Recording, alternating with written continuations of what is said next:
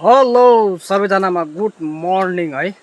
र अहिले भने चाहिँ म फिलहाल कामतर्फ लागेँ र हजुरहरू र म चाहिँ अहिले भनेदेखि हजुरहरूलाई के कस्तो खालको भिडियो देखाउँदैछु भनेर जाँदाखेरि चाहिँ म चाहिँ अब कामतिर जाँदैछु है।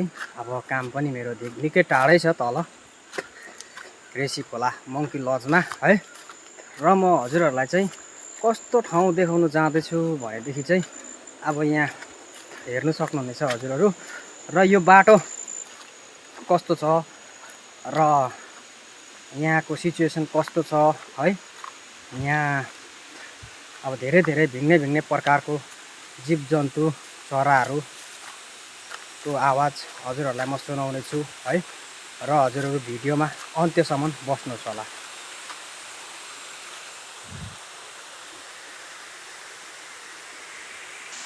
र अब घरबाट हिँडिसकेको छु म कामतिर है। र यहाँको म काममा जाने बाटो चाहिँ यस्तो रहेको छ।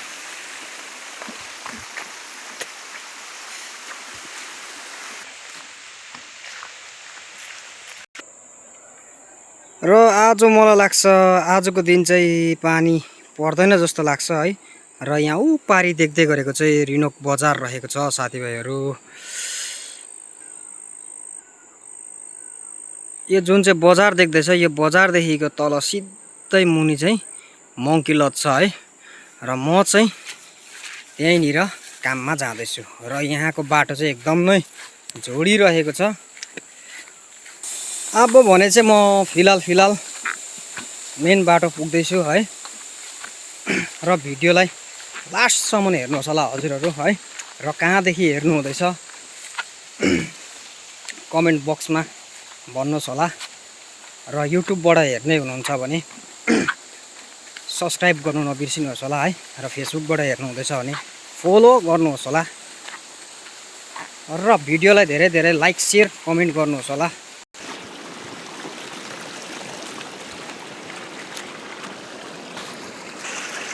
र यो ठाउँ चाहिँ अब भन्नुको कारणले गर्दाखेरि खासै यो जग्गामा चाहिँ पहिला घोडा हिँडाउने रोड थियो अरे है। अब उहिलेको मान्छेको कुरा सुन्दाखेरि पहिलाको बाजे बोजूको कुरा सुन्दाखेरि चाहिँ यो बाटो चाहिँ घोडा हिँड्ने गर्दथ्यो अरे है। र अब खासै मैले पनि अब देखेको त थिइनँ तर पनि अब यो अब यसो मैले पनि सुनेको कारणले गर्दाखेरि हजुरहरूलाई भन्दैछु है। र हजुरलाई खासै कारण चाहिँ अब के सुनाउँदैछु के देखाउन जाँदैछु भनेदेखि चाहिँ अब यहाँ मङ्की लजको दृश्य है। यहाँनिर कस्तो छ र यहाँनिरको खोला नाला कस्तो छ र यहाँको जङ्गलको बाटो कस्तो छ है। अब यो ठाउँमा चाहिँ पहिला धेरै अलैँचीहरू रोप्ने गर्दै थियो है मानिसहरूले है। अहिले चाहिँ भने यहाँ कोही पनि खेतीबारी गर्नुको लागि कसैले पनि गर्नु भएको छैन। र अहिले यस्तो जङ्गल भएको छ है। र हामी हिँड्ने बाटो चाहिँ अब अलिक दिनमा फाड्नु पर्नेछ है। र टाइमै पाउँदैन। टाइम नपाउनुको कारणले गर्दाखेरि बाटो पनि यो घाँसहरू पनि मैले कटिङ गर्नु पाएको छुइनँ है। बाटो राम्रोसँगले सफाइ गर्नु पाएको छैन। र अहिले भने चाहिँ म यहाँ सानो फल्स यहाँनिर सानो खोला छ है। र यो पनि बढेको बेलामा चाहिँ एकदम नै भयानक बढ्छ। एकदम हेर्नुमा सानो छ है तर तर्नुमा एकदम साह्रो पर्छ। यो खोला बढेको कारणले गर्दाखेरि चाहिँ अहिले चाहिँ एकदम सानो छ। बढ्दा चाहिँ धेरै ठुलो विशाल हुने गर्दछ। र अहिले भने चाहिँ म यो विशाल जङ्गल पार गरेर धेरै अगाडि बढिसकेँ है। र हजुरहरू हेर्दै जानुहोस् होला भिडियोलाई है। र हजुरहरूलाई म एकदम दामी भ्युज देखाउने छु। र त्यो जग्गाको ठाउँको नाम के हो है। र कति समयमा त्यो लज रिसोर्टहरू सुरु भयो र यहाँनिरको यो रिसोर्टको खास कुरा के हो है। र यो कस्तो प्रकारले त्यो रिसोर्टको नाम भनेको छ है। र त्योहरू सबै म हजुरलाई बताउने छु है त। र हजुरलाई मैले अगाडिको भिडियोमा देखाएको थिएँ रिनोक बजार धेरै माथि है। अहिले म बहुत तल आइपुगिसकेको छु। चुप कर बेटा। र हजुरहरूले यो पारी गाडीहरू देख्दै गरेको चाहिँ शिवलाया, यो चाहिँ ठुलो शिवजीको मन्दिर छ यहाँ माथि जङ्गलमा है।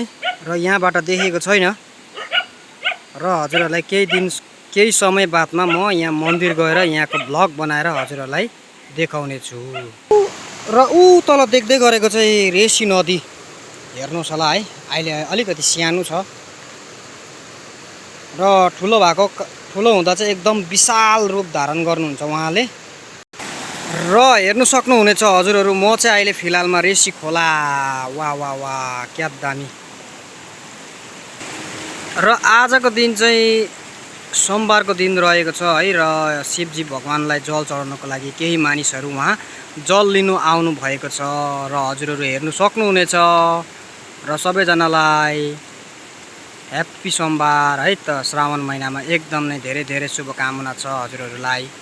र अहिले चाहिँ धेरै राम्रो हुँदै हुँदै हुँदै माथिबाट डाउन हुँदै हुँदै निकै म खोलासम्म झरिसकेँ है। र सबैजनालाई नमस्कार छ विमल्टीको भ्लगमा है।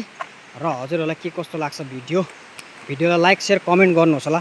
र हजुरहरूलाई अर्को जग्गा देखाउनु जाँदैछु, यो जुन चाहिँ मङ्की लज भनेर चिन्ने गर्दछौँ है, हामीले जान्ने गर्दछौँ।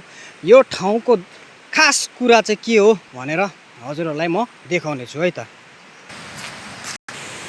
र हजुरहरूलाई म के देखाउनु जाँदै थिएँ भनेर भन्दाखेरि चाहिँ यहाँ हेर्नुहोस्, यहाँ पर देख्दै गरेको प्वाल, यो प्वाल चाहिँ म त्यसको नजिक जाँदैछु है त। र हेर्नु सक्नुहुनेछ हजुरहरू, यहाँ कस्तो विशाल खालको प्वाल छ है। र यहाँ केही नाम पनि लेखिएको छ। र हेर्नुहोस् हजुरहरू, यहाँ चाहिँ अब एकदम पहिला लेखिएको थियो द मङ्की लज भनेर लेखिराखेको छ, के भनेर लेखिएको छ। र यहाँ हेर्नुहोस् होला हजुरहरू। र यो ठाउँमा चाहिँ अगाडि कैयौँ साल अगाडि खोला बग्ने गर्दथ्यो है। र यहाँ चाहिँ अब यस्तो छ, यो लजहरू पनि थिएन पहिला है। र यहाँनिर चाहिँ पहिला लजहरू नहुनुको कारणले गर्दाखेरि र यहाँ खोला खेल्ने मान्छे, पिकनिक खेल्ने मान्छे है, यहाँ रात काट्ने गर्दथे, बस्ने गर्दथे यहाँ। र यो नदी अहिले फिलहाल त अहिले सानै छ है। सानै भन्दा पनि खोलाले कहिले सानो ठुलो भन्दैन है। दशा लागेको बेलामा केही न केही भइहाल्छ। र अहिले भने चाहिँ म मेरो कामको नजिक आइपुगिसकेँ। उफ, गरम पनि भयो है हिँड्दा बाटो लामो छ, त्यही कारणले गर्दाखेरि। र यहाँ हेर्नुहोस् होला है, र म पनि मङ्की लज आइसकिसकेँ। र उहाँहरू पनि काम स्टार्टिङ भइसकिसकेको छ, म अलिकति ढिलो भएँ है। र अहिले हजुरहरूलाई केही समय बादमा यो लजको सबै कुरा भन्नेछु है त ब्लगमा। र अहिलेलाई यति नै।